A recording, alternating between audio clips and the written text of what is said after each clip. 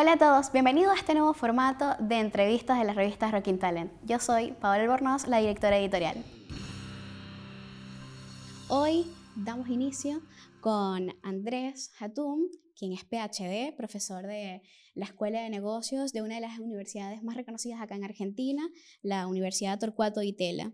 Ha escrito más de una docena de libros, de los cuales destacan El Antilíder, Carreras Extraordinarias para Gente Común, y hoy vamos a hacer un zoom en tu último libro, Infierno, líderes y organizaciones que matan. Andrés, ¿estás listo para rockear? Vamos. Hablemos de Infierno, tu último libro, al que escribes como bestial porque hace referencia a esos líderes que nadie quiere tener, pero que en muchos contextos es el más buscado.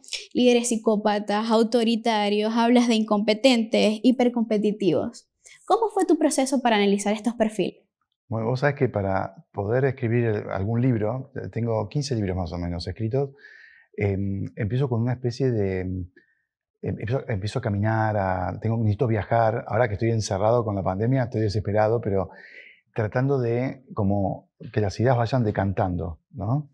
Y detrás de cada libro siempre hay un marco conceptual. Entonces, la idea no es que hablas de cualquier cosa, sino que, por supuesto, la lectura es simple, es fácil, pero detrás hay un marco conceptual que te dibuja y te categoriza los distintos líderes. Yo empecé con esto del liderazgo en el libro El Antilíder, y esta podría ser una especie de secuela, pero que también incluye líderes históricos, incluye el contexto social donde vivimos.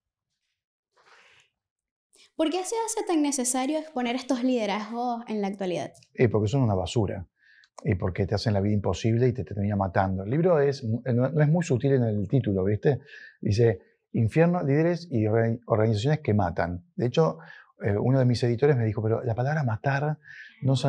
Y yo digo, no, mira, insisto porque, de hecho, hay una descripción y análisis de cómo esos líderes terminan matando organizaciones, gente, o a ellos mismos, se van liquidando, ¿no?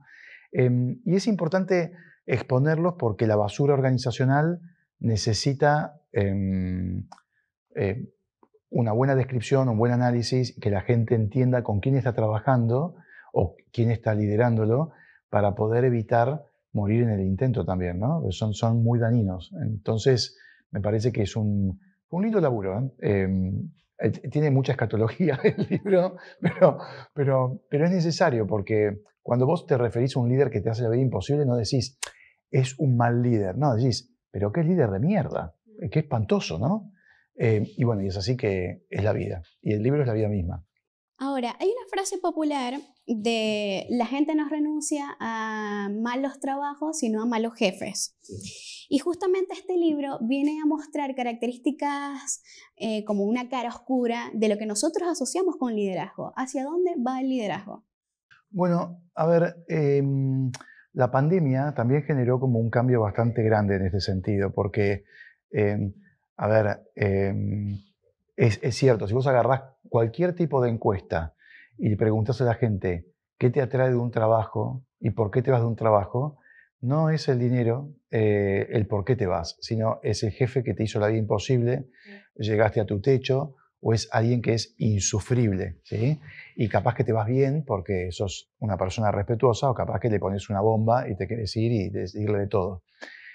Eh, Me parece que igualmente la pandemia trajo aparejado que esos líderes que estaban acostumbrados a controlar en la oficina, porque la oficina les encanta, pues es el lugar del rum rum, ¿viste? Del ruido, del radio pasillo, de poder, se tuvieron que reconvertir a ser líderes que lideran a la distancia y en vez de controlar tienen que confiar. Lo cual un líder infernal eso no te lo va a hacer. Lo más probable es que desaparezca. Y yo creo que es algo positivo de la pandemia que trajo porque justamente esos líderes tienden a desaparecer. Sin embargo, hay un momento donde hablas que es en puntos de incertidumbre cuando líderes psicópatas aparecen y se apropian y expanden su poder. Sí. ¿Por qué se hacen tan populares estos líderes? No solamente los psicópatas, los manipuladores o los que te venden la ilusión de la nada, ¿no? Y se hacen populares porque tienen carisma y manipulan bien. Primero, o sea, como características personales. Pero además hay algo importante, hacen falta. entre comillas. ¿Para quién? Para las organizaciones que consideran que hacen falta. Son líderes bomberos, vienen a apagar incendios y además en los momentos que vienen a apagar incendios la gente no dice nada porque dicen que lo apague, porque si lo apaga preservo el trabajo y baja la incertidumbre. A nivel país pasa lo mismo, que es también lo que comento en la primera parte del libro, ¿no? Que los países también están liderados por estas psicópatas, sinvergüenzas, manipuladores asquerosos. Y porque se los busca también. Vos fíjate con la pandemia, los países que fueron mejores conducidos durante la pandemia fueron países liderados por mujeres, no por hombres. Los países nórdicos, Taiwán, Alemania, Nueva Zelanda. Pero los países que ya venían con autoritarismos, esos autoritarismos se pusieron más tensos, se extremaron más. Y otros se convirtieron más autoritarios. Entonces, ojo, porque esto no te pasa en la organización solamente, te pasa en todos lados. Ahora, si vemos cifras, solo el 18% de las mujeres están en una gerencia de organizaciones a nivel mundial. ¿Crees que el libro sería distinto si estas cifras cambiaran? No habría libro. ¿Sí? Mira, hay un libro de Chamorro Premusic que se llama ¿Por qué los hombres incompetentes llegan al poder? No es los incompetentes, hombres incompetentes. Y es porque el hombre tiene una mayor tendencia a ser psicópata en las organizaciones que las mujeres. Entonces, evidentemente, el impacto de ese hombre que quiere poder, te va a ir con todo. Sí. Entonces, la historia sería completamente distinta.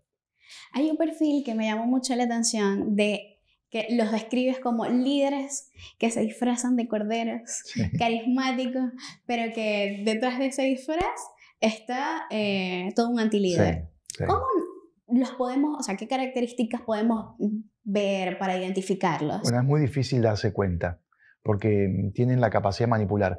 Estos líderes que yo te conté, que manipulan, que son psicópatas, que tienen características de gente buena, pero son un horror detrás, son muy inteligentes, saben entrar en alguna ventanita emocional tuya, ¿no? Entonces vos tenés a Jim Jones, por ejemplo, el que te llevó a la masacre de Guyana, y entró por la ventana emocional de la gente que estaba necesitando ese afecto y armó una secta. Hoy ves a Hitler y decís, pero ¿cómo los que firmaron el pacto de Múnich, como Chamberlain, cómo se dejaron engañar por alguien que sabían pero se dejaron engañar, ¿no? Entonces tenés todo ese tipo de cosas.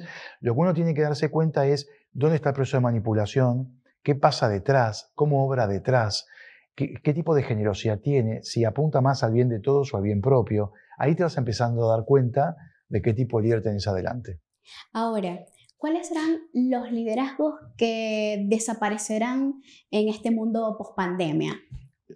Yo creo que hay algunos que quedaron muy expuestos, ¿no? El Zoom te mató. El Zoom arruinó a mucha gente como líder. Creo que los bestiales, los cortoplacistas y los lentos, esos son los que tienden a desaparecer. Los bestiales porque la gente necesitó píldoras de humanidad durante la pandemia.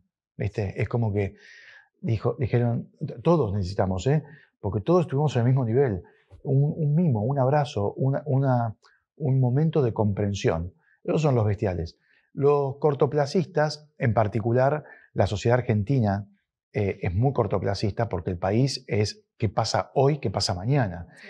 Esos necesitaron un momento de reflexión y los que no lo tuvieron también creo que tienden a desaparecer.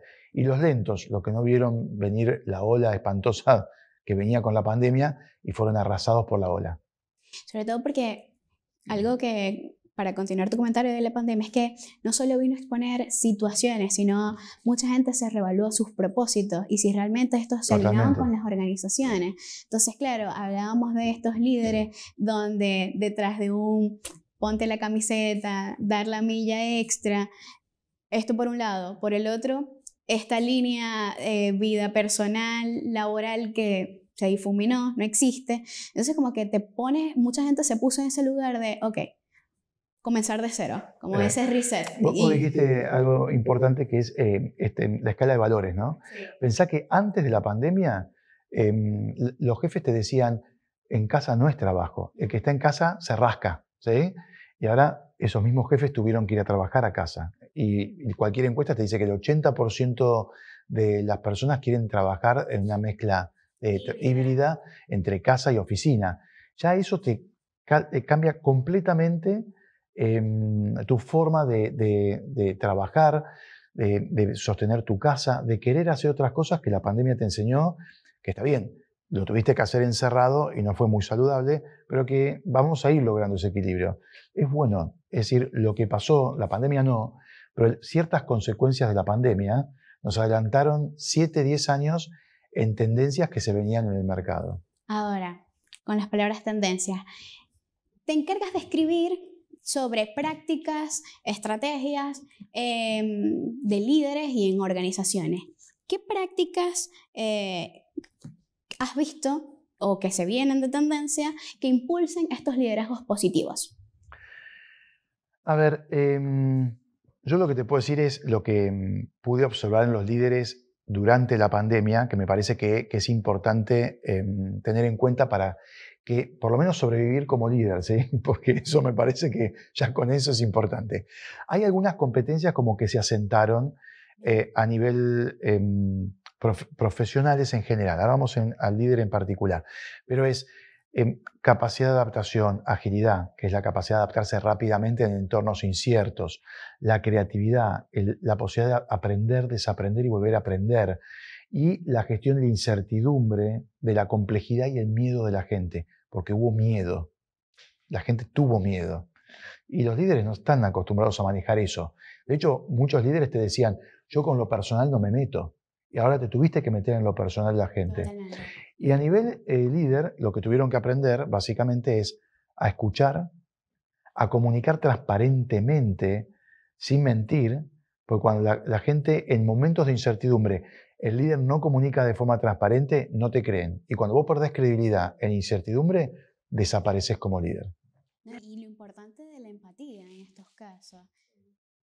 Eso, Top. fundamental. Andrés, así como Dante bajó al infierno para subir al cielo, ¿es posible revertir estos liderazgos en las organizaciones o la mejor decisión es escapar? Mira, dos niveles de análisis. Acá es el nivel de la persona que sufre al líder infernal y las organizaciones que contratan líderes infernales y saben. La organización sabe, el accionista sabe qué líder tiene ahí.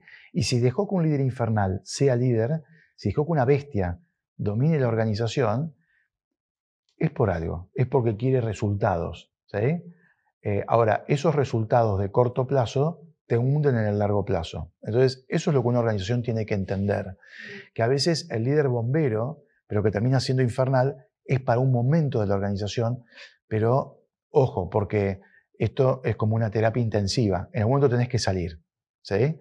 Y para la gente, depende cómo te afecte, porque el mercado en Latinoamérica en general y en algunos mercados en particular, donde el mercado laboral es muy difícil y donde está estancado, cambiar de trabajo no es fácil.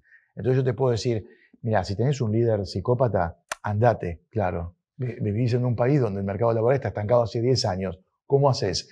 Bueno, aprender a sobrevivirlo es una parte de las competencias personales que uno tiene que poder entender. Y entender si adelante tenés una bestia, un narcisista, un cortoplacista, un manteca. Eso te permite a vos entender cómo moverte y cómo tener cintura, ¿no?